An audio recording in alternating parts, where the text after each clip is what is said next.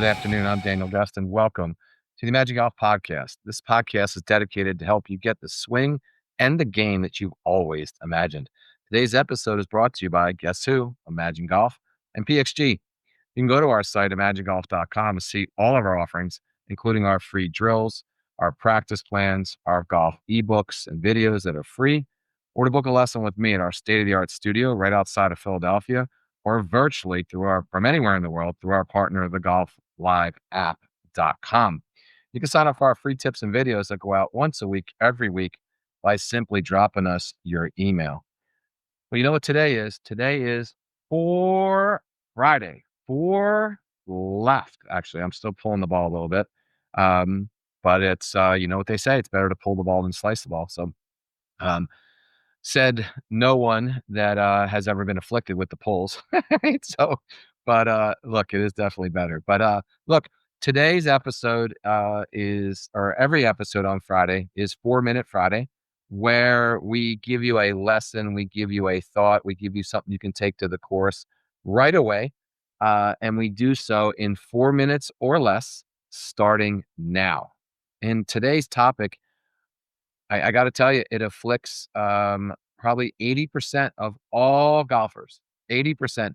And 90% of all golfers have experienced some form of it at some time in their golf career. And that's early extension.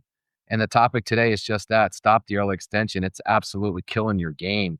Look, man, we've all been there. I mean, yeah, you're on the tee box. You're trying to channel your inner Rory, if you would, on the tee box, and you got your favorite driver in front of you, or your new driver, or any driver for that matter, and you're ready to just bomb this ball. And you know what happens? You know where I'm going with this, man. Your hips fire forward, your chest pops up, and the club is either like diving into the turf, hitting, bouncing off the turf, or it's above the club, above the ball significantly, and you're topping it. And I used to have a coach, man. He would call early extension. He said it looks like you're humping a beach ball, right? So, um, but it's a huge challenge, right? And for those of you that don't know exactly what early extension is typically when you're in your golf posture, as you rotate back in your backswing, your head moves either forward to the golf ball or away from the golf ball. It can do either. But as you're swinging down to actually the golf ball, your hips thrust forward, your body stands up, and you're extending almost straight up to the standing position. And it's an absolute distance killer, as well as just a good shot killer. But let's talk about really quick, like why your body even bothers with that, why your body betrays you, so to speak. It's really it's really not that hard, all right? We're all wired the same, right?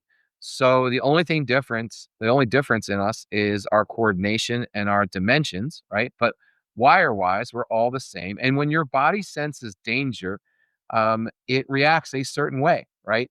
So in a golf swing, if you're not rotating properly and getting the club behind you in the right position, what happens? Well, your body panics, right? And it needs to create space, right, for your hands and the club as it's coming down into the golf ball. So what does it do? Well, it essentially thrusts your hips forward and stands up, right? That creates that space and basically says, okay, here we are. Let's brace for impact. Let's hit this golf ball. And that's really why, right? The problem with that is that the impact um, is this bad. It normally is a topping, but I see all kinds of different things, right? But early extension typically leads to really two types of shots: a hook or a push, right? Now you can slice it, you can do a lot of things with it, but those are the two main symptoms, right? It definitely robs you of power. I mentioned that earlier. And it manifests itself, what it feels like, what it looks like to a lot of amateurs, is a very hands-oriented type of swing, right? It would be like, swinging a baseball bat, trying to hit a baseball without any really moving of your weight forward or really even rotating at all, just swinging your hands at a baseball, right? You can hit it, but it's not really going to go anywhere. So how do you fix it? Well, look, I think the first and foremost, you got to think about rotating more. And people say to me all the time, "Oh, I'm older, I can't rotate as much." Bullshit, right? You only got to rotate a couple inches, right? Get that lead shoulder down towards the golf ball, and you're rotating more. The second thing you can do is stop focusing on trying to hit the ball with your hands, right? If you're just trying to, nail the golf ball and just do anything you can to crush the golf ball, um, it's going to be a problem, right? I want you to think about going through the golf ball, right? Hitting through the golf ball, not at it. If you just did that alone from this podcast, you'd hit better golf balls, right? But here's a few quick things that you can do to stop this or kick the habit, if you would, of early extension. The first is a simple wall drill, right? You're going to get in your golf stance. You're going to put your hands, your palms, if you would, on your butt cheeks, right? And your palms are be face the back of your hands, I should say, back of your palms on your butt cheeks in your golf stance, and press up against the wall, and then remove your hands and put your hands back into like a golf ready position. So that would leave about an inch between your butt and the wall, right? And then I want you to just simply slow motion take your backswing and get that right cheek against the wall. And you know where we're going with this. On the downswing, get your left cheek on the wall and pay attention to what that feels like. I guarantee you it feels totally different than what you're currently doing now. All right. So that's the first thing you can do. First kind of drill, if you would, or quick tip, if you would, right? Um, the second is, again, I had a coach that would say, feel like you're swinging in a phone booth, right? Now it's kind of funny. I've said that a couple times to some younger students, including my own 25-year-old son, and he looks at me and he's like, "What's a phone booth, man?" Right? So I get that, right? But if you felt like you're in your posture, right, your golf posture at address, and you're staying in that same posture and you're swinging and you're trying to keep your head and your torso relatively stable within that phone booth, that's definitely going to promote rotation around your spine. And that's what we're looking for. We're trying to use your spine, if you would, as the axis for the golf swing. All right. And then the second thing, or actually the third thing you can do, I love this drill. You can take an alignment stick, you can push it in the ground, right? And then take your alignment, your golf swing, right? Or your setup, I mean, and push your butt so that the alignment stick is right between both cheeks, right between your body, if you would. And then take your golf swing. You could do this.